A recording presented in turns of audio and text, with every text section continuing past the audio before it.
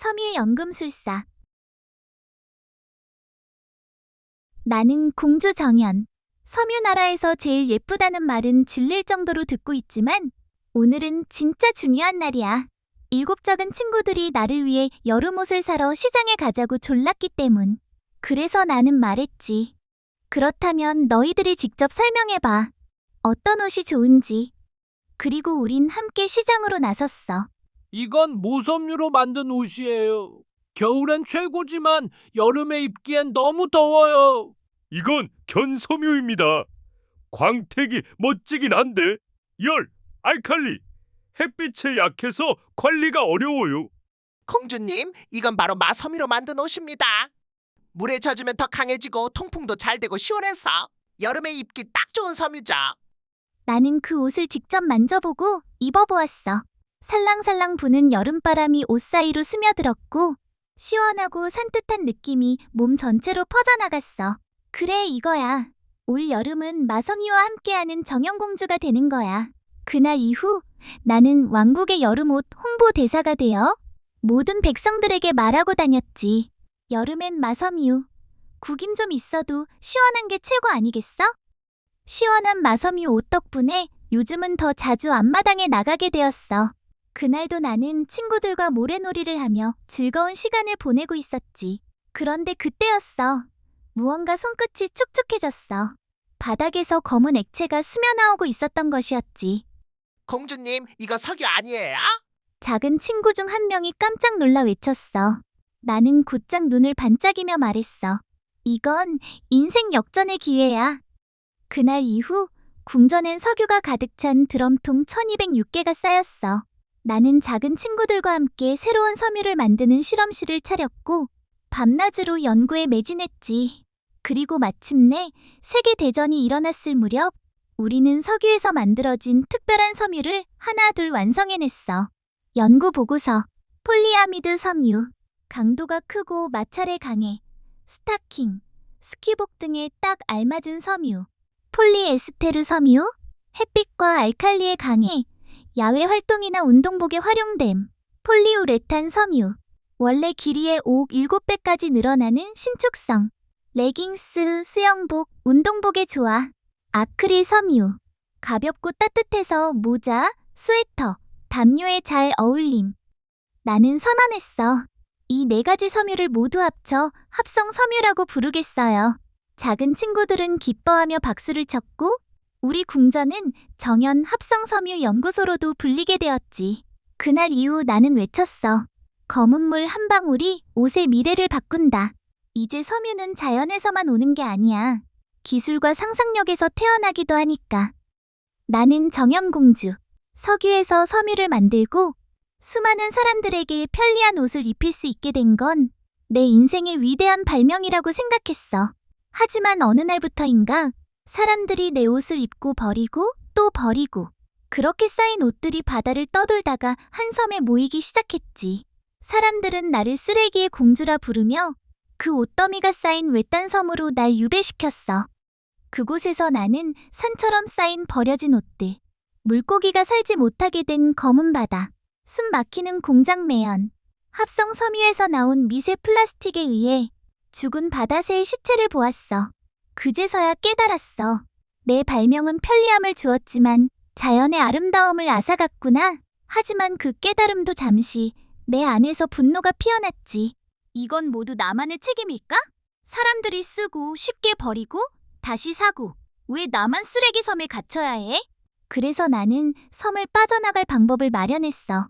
그동안 모은 재산을 이용해 배를 만들어 타고 탈출한 뒤 쓰레기를 조용히 다른 가난한 나라들로 보내버렸지. 하지만 그것은 내 진짜 위기를 부른 선택이었어. 지구 반대편 칠레의 유천 왕자가 등장했거든. 그는 나에게 단호히 말했어. 공주님, 더 이상 책임을 떠넘기지 마세요. 지금 이 쓰레기들은 공주님의 선택의 결과입니다. 그는 나를 다시 쓰레기 섬으로 돌려보내며 그동안 버린 모든 옷더미를 되돌려보냈어. 나는 쓰러질 듯 앉아 그 옷더미를 바라보다가 조용히 옷더미에 손을 얹었어. 그리고 생각했지. 지금까지는 편리한 섬유를 만들었고 앞으로는 친환경 섬유를 만들자. 나는 그곳에서 새로운 실험을 시작했어. 재배 과정에서 자연을 파괴하지 않는 섬유. 기존의 옷을 다시 새 옷으로 재탄생시키는 법. 다시 자연으로 돌아갈 수 있는 섬유. 이제 사람들은 나를 다시 부르기 시작했어. 섬유 연금술사 정영공주라고. 나는 왕국 곳곳에 쌓여있는 끝없는 옷 쓰레기 더미들을 바라보며 처음으로 나의 발명이 세상을 아프게 만들었다는 사실을 깨달았어. 내가 만든 합성 섬유는 편리했지만 자연에게는 상처였구나. 나는 깊은 후회에 잠겼고 그날 밤 궁전 안에서 혼잣말을 중얼거렸어. 다시 시작해야 해. 이번엔 지구와 함께 가는 길로. 다음날 나는 스스로 다시 그 쓰레기 섬으로 돌아갔어. 하지만 이번엔 옷 쓰레기를 버리러 간 것이 아니라 지키기 위해 간 것이었어. 그곳에서 나는 조용히 씨앗을 뿌리기 시작했지. 버려진 땅 위에 옥수수를 심었고 척박한 흙 위에 파인애플을 길렀어. 그리고 마침내 나는 2가지 특별한 섬유를 만들어냈어. 새로운 섬유 연구 보고서. PLA 섬유. 옥수수 전분으로 만든 생분해성 섬유. 버려져도 자연에서 분해되어 흙으로 돌아감. 파인애플 섬유. 파인애플 잎에서 얻은 천연 섬유. 동물 가죽을 대체할 수 있고 환경 부담이 적음. 나는 더 이상 공장 굴뚝이 아닌 햇살과 바람이 깃드는 농장에서 섬유를 길러냈어. 그리고 온 세상에 이렇게 외쳤지. 이제 옷은 입기 위해서만이 아니라 지구를 살리기 위해 존재해야 합니다.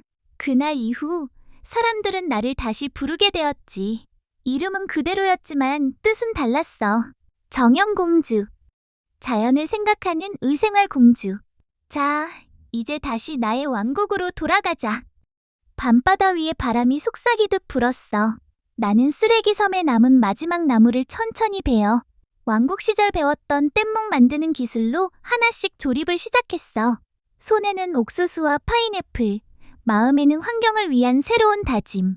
별빛이 바다 위를 비추자 나는 하늘의 별자리를 따라 방향을 잃고 오랜 항해의 닻을 올렸어. 파도는 높았고 밤은 길었지. 하지만 나는 두렵지 않았어. 이번 항해는 도망이 아니라 귀환이었으니까.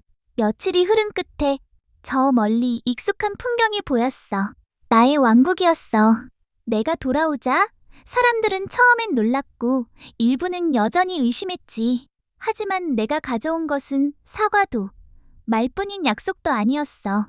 직접 키운 옥수수와 파인애플로 만든 새로운 섬유. 그리고 지구를 위한 섬유의 미래야. 밤바다 위에 바람이 속삭이듯 불었어. 나는 쓰레기 섬에 남은 마지막 나무를 천천히 베어 왕국 시절 배웠던 뗏목 만드는 기술로 하나씩 조립을 시작했어. 손에는 옥수수와 파인애플, 마음에는 환경을 위한 새로운 다짐. 별빛이 바다 위를 비추자 나는 하늘의 별자리를 따라 방향을 잃고 오랜 항해의 닻을 올렸어. 파도는 높았고 밤은 길었지.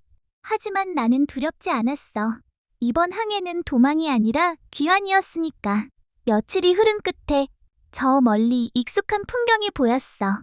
나의 왕국이었어. 내가 돌아오자 사람들은 처음엔 놀랐고 일부는 여전히 의심했지. 하지만 내가 가져온 것은 사과도 말뿐인 약속도 아니었어. 직접 키운 옥수수와 파인애플로 만든 새로운 섬유. 그리고 지구를 위한 섬유의 미래야. 우리는 더 이상 빠르게 입고 빠르게 버리는 옷을 만들지 않을 겁니다. 섬유는 이제 자연과 함께 숨쉬는 방식으로 길러질 겁니다. 나의 말에 왕국의 아이들은 손을 들었어. 우리도 같이 만들고 싶어요. 우리 마을에도 농장을 지을 수 있나요? 나의 궁전은 새로운 연구소이자 농장이 되었고 왕국은 편리한 옷을 만드는 나라가 아니라 지구를 돕는 옷을 짓는 나라가 되었지. 나의 이름은 이제 전설처럼 불려. 정영공주, 별을 따라 돌아온 섬유의 연금술사, 그리고 지구의 옷을 다시 짠 사람.